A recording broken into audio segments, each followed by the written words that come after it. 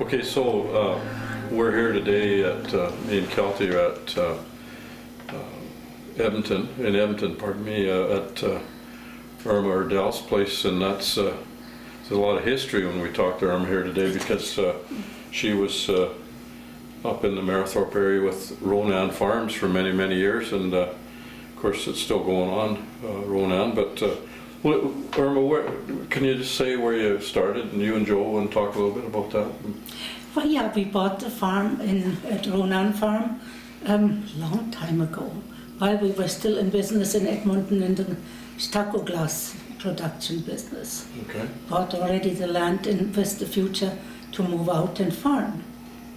So, and then I saw, we went to the cattle show. They used to have them still at Northlands then, and I saw the Angus cattle.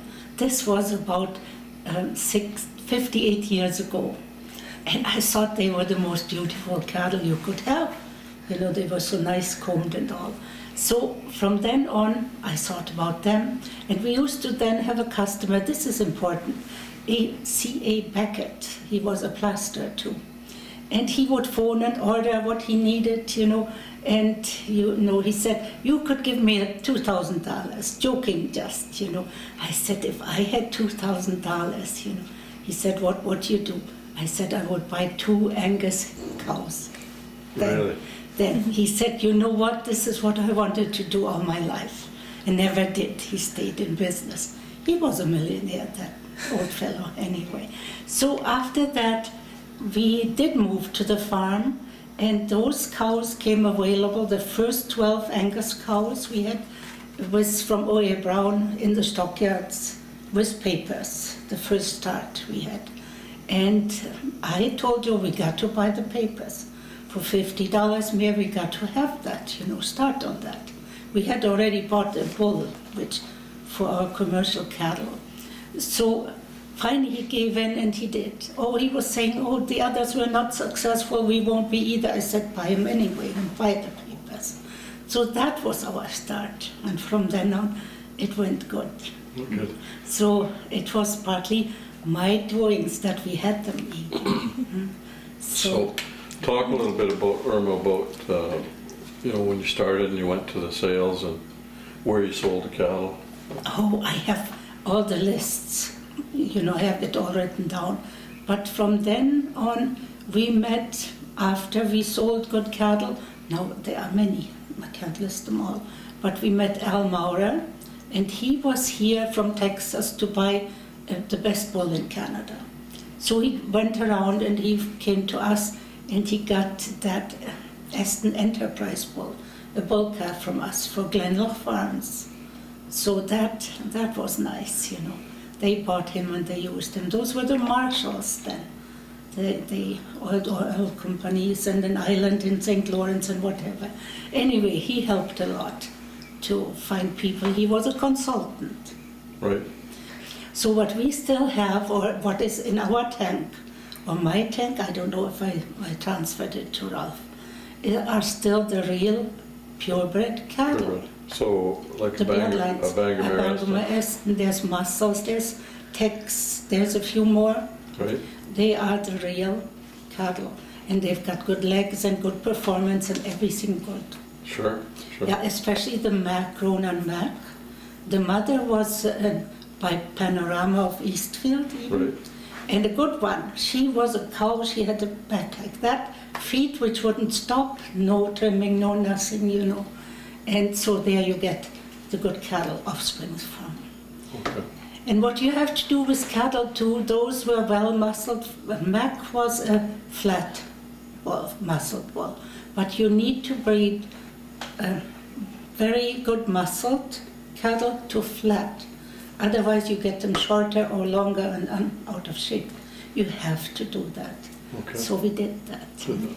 Sid Lord told us a lot. He worked for the Department of Agriculture, and he was explaining a lot. Sure. So there were always people who helped to put you in the right direction. Sure. So that was fine. We enjoyed it. And then you sold a lot of cattle to United States, Brazil, and so on. Yes. Can you talk about that a little bit? Well, not offhand, I have no papers, No, that's I have okay. no picture, but we did sell a lot to American people. Sure. And they did win, so it was all good. Yeah. And I helped to get them there. You I said, never went to the sale, so I combed them and trained them.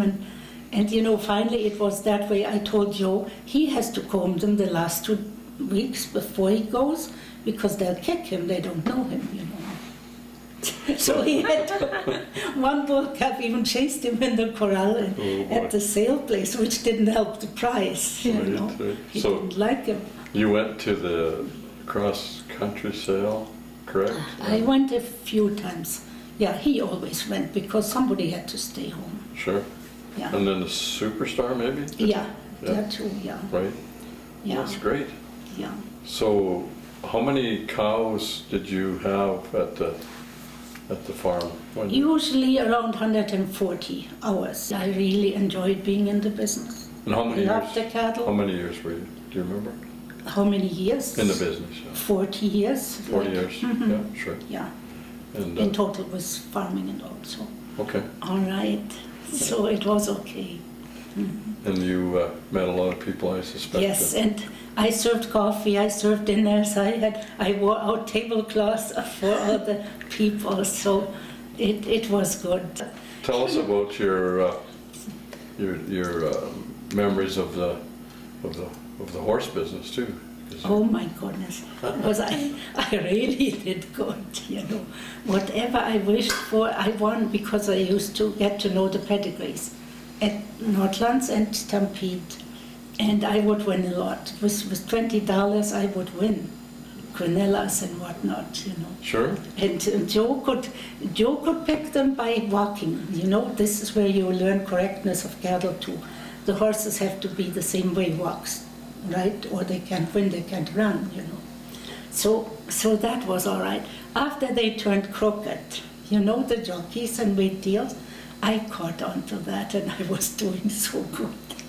Yeah. So you did enjoy doing that then? I did, you know, when I caught on there doing it, this with certain numbers, it didn't even matter which horse, you know. No.